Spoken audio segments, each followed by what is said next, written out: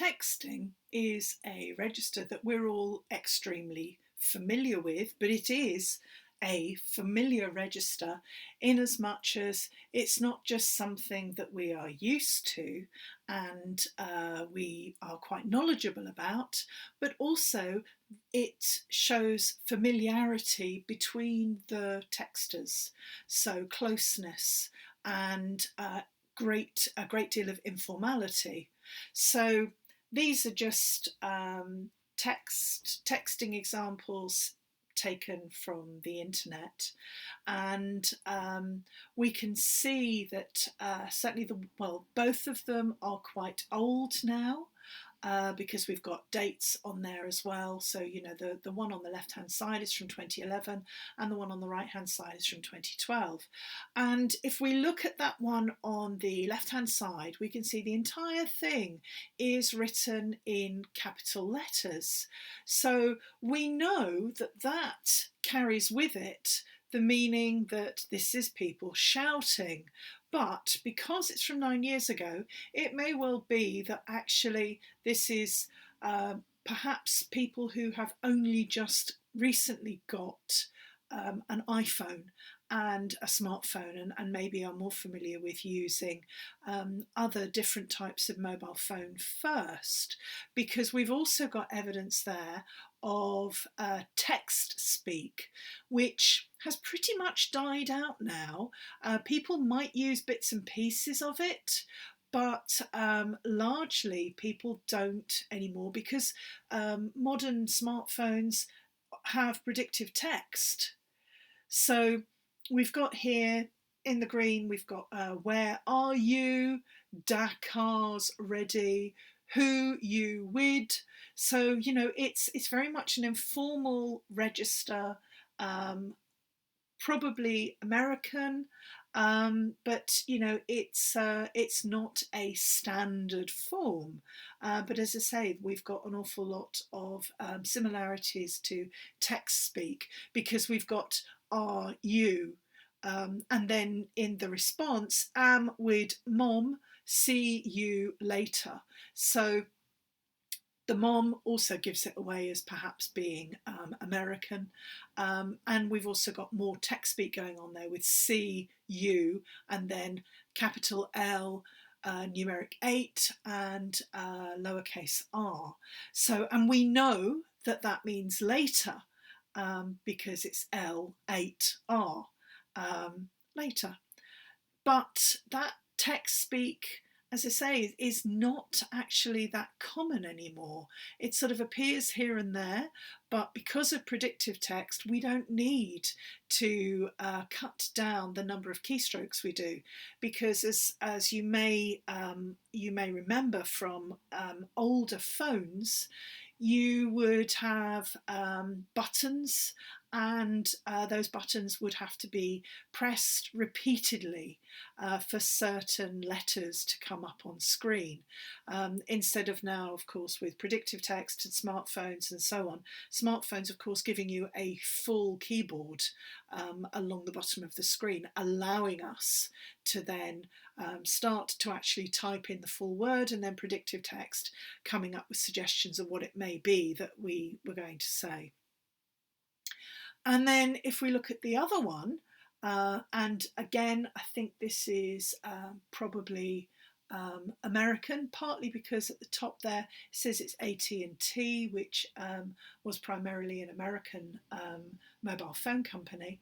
And then we've got the first text saying, hey Sophie, and we've got an emoji going on there that's being created from a colon and a capital D, which of course signifies a smiling or a grinning face. And then the response, who is this? So predictive text perhaps going on there, but full sentence, we've got a capital letter at the beginning, we've got a question mark at the end, so formal grammar happening. And then lol, so a bit of text or internet language. You gave me your number no more than 5 minutes ago, full stop. So again, we have all of those sort of markers of what we might be familiar with predictive text and, as I say, smartphones, which give us a full keyboard. So, the materiality is really quite important here, that how technology has changed. And then the response, I think she gave you the wrong number. And then we've got an ellipse, dot, dot, dot, ouch. And then the inclusion of an image. We've got that image of somebody being hugged, and I know that feel, bro.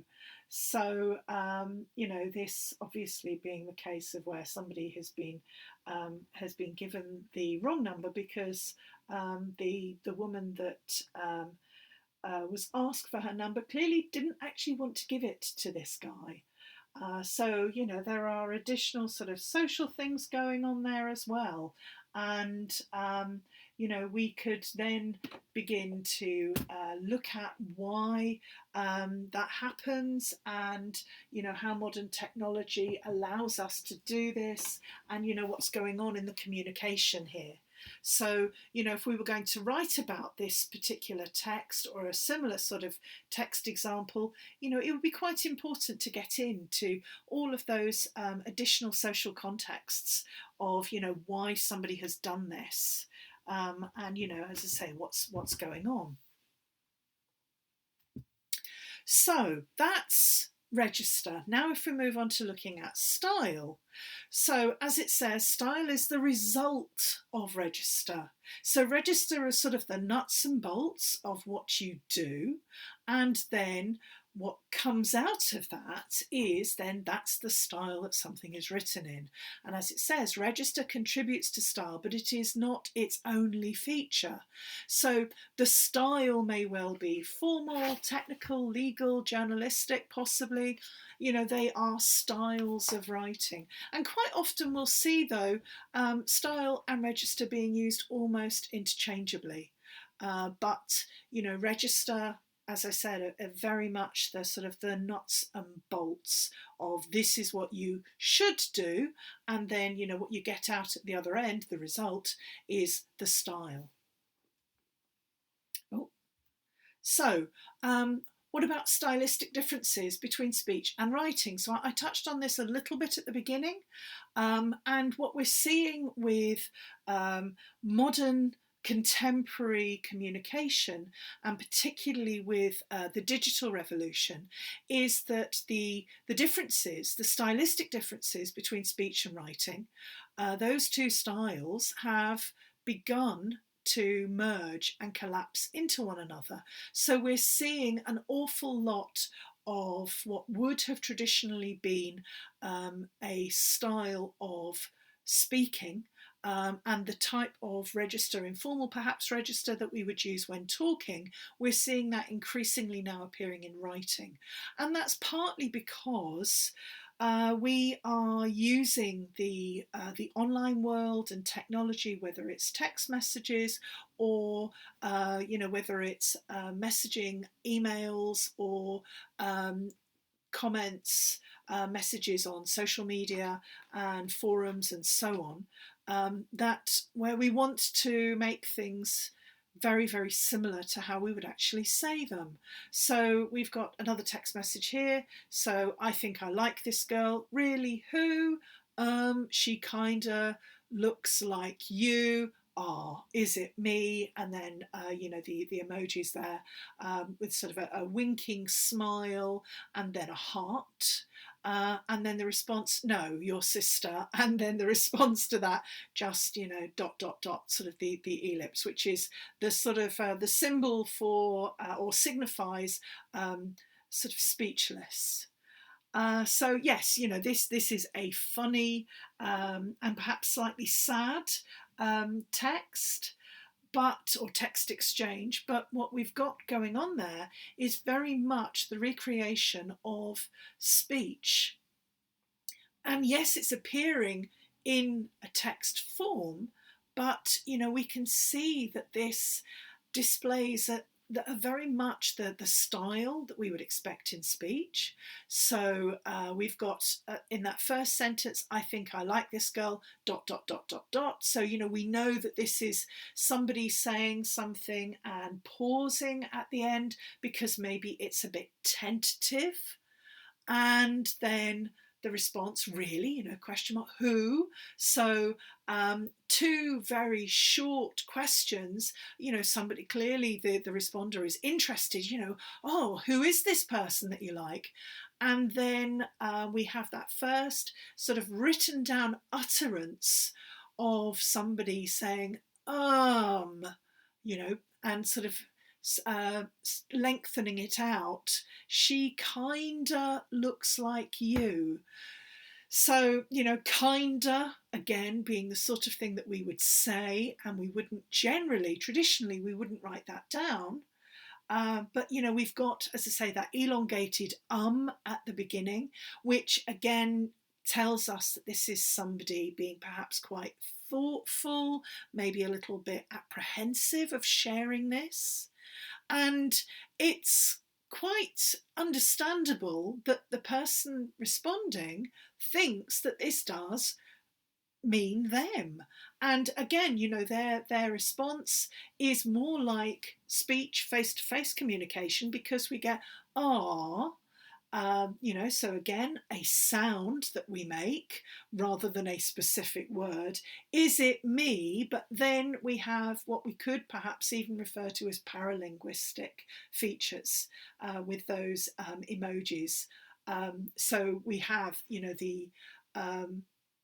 the semicolon and the open brackets of being a winking smile, which sort of signifies a bit of maybe flirtatiousness, or somebody not being perhaps completely serious, but it's slightly knowing.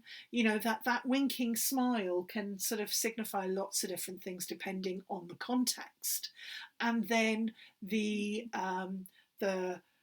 let's see, is that greater than, or I can't remember, but the more than or less than, I can never remember which is which, but that symbol, the arrow with the numeric 3 together, that often actually gets then changed into a heart. But this, because of this is quite again something from some time ago, we've got it as sort of depicting a heart on its side.